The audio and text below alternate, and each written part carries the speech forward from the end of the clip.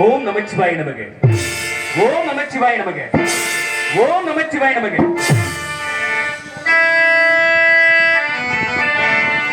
ஆதியந்தமும் இல்லாத நாயகா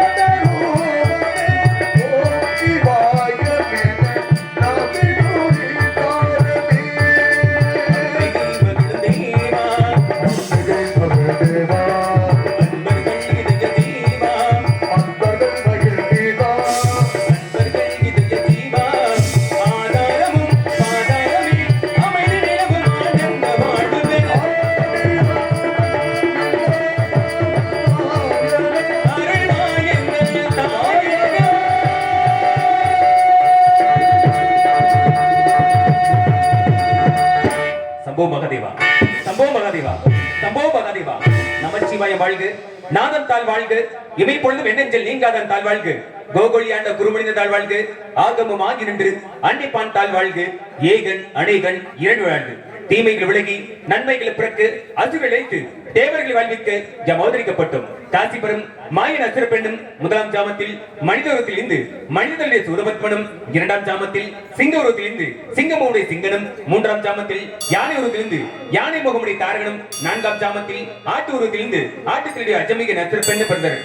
மாயை காரணமாக தோன்றி 4 பேரும் ஆணவம் இருந்தனர். காசிப்பர் தன் பிள்ளைகளும் குழந்தைகளை வடதிசை நோக்கி சென்று சிவன் நோக்கி தவம் செய்து வேண்டிய வரங்களை பெற்று வாழும் உத்தேசித்தனர். அவர்களும் சிவன் நோக்கி கடும் தவம் இருந்து பல வரங்களை பெற்றனர். இவர்களும் சூரபத்மனோ சிவன் நோக்கி கடும் தவம் இருந்து இன்னொரு ஒரு 1008 அன்னங்கள் அரசாளவும் இன்றெடுத்தாலும் தேடி மரமாக பெற்றவர்.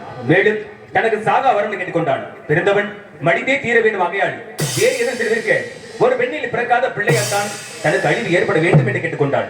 வரத்தை பெற்றுக் கொண்ட சூரபத்மன் அண்ட சராசரியை ஆண்டு இந்திரன் முதல் 39 கோடி தேவர்களை சென்றெடுத்தான். இந்திரனோ சூரபத்மன் விளைந்து பூலகம் வந்து ஒளிந்து கொண்டான். இந்த கொடுமையில் தாங்குமுடைய தேவர்கள் கைலாயம் சென்று ஆதி நடு நீரும் அரும் ஒன்று ஒப்பும் ஏதும் வரமும் போக்கும் இன்பமும் துன்பமும் இன்றி வேதம் கடவுள் விழா ஒரு குமரத்தை நீர் வேண்டும் நின்பாள் நினைக்கிறதற்கு என்று ஈசன் ஈசனும் அருமுருமாகி அனாதையே விடவாய் ஒன்றாய் பிரம்மமா என்ற ஜோதி விளம்பதோடு மீனியாக கருணை குருபங்கள் ஆறும் கரங்களை பணியிடம் கொண்டு வந்தான் ஒரு திருமுருகன் உதித்த உலகம் என்று 7 தனி சுழற்சிகள் இருந்து 6 தீபர்கள் நிறுத்தி டாக்டர்களை வாய்பவனை நிலைந்து கொண்டு சரவண பையில் வளர்ந்துகம் தாவர சிறுத்தை டாக்டர்கள் 6 குழந்தைகளை உருப்பட்டது.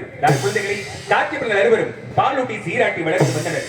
இந்த 6 திருமகளும் ஞானம், ஐஸ்வர்யம், அழகு, வீரியம், வைராக்கியம், புகழின் 6 குணங்களை குறித்தாகும். தேவர்கள் வேண்டும்படி அசில் அழைக்கும் பொருட்டு என் அன்னை பராசக்திய சக்திகளை பயன்படுத்தி முதலில் தாரணையும் சிங்கமோசனை செய்தேன். பின்பு சூரபத்தின் பொருள் அவனும் கடல் நடுவே வீர மகேந்திரபடி அட்டத்தை செய்தார். பின் பவன பொருள் அவனும் வெற்றி பெற முடியாது ஓடி ஒளிந்து கொண்டான். தப்ப முடியாத சூரபத்மன் பெரும் மாமரமாமன் என்றான். யாமோ என் அன்னை பராசக்திய சக்திகளை பயன்படுத்தி மரத்தில் வைத்து மரபோ இரண்டாக பிளந்து ஒரு பகுதி மயிலாகவும் மற்றொரு பகுதி சேவலாக மாறி மயிலை என் வாகனமாகவும் சேவலி என் கொடியாக வைத்துக் கொண்டு இத்தனிகாசலத்தில் வீற்றிருக்கின்றேன். அன்றவும் எனக்கு ஆண்டவர் பக்தர்கள் வந்து சென்றால் கூட நாரத பேசும் காலவில்லை. யாரை வரை பின்னி மணி ஓசை ஒரு முன்னே என்பதற்கு நாரதர் ஒரு பின்னி அவர் காண முடிக்கிற முன்னே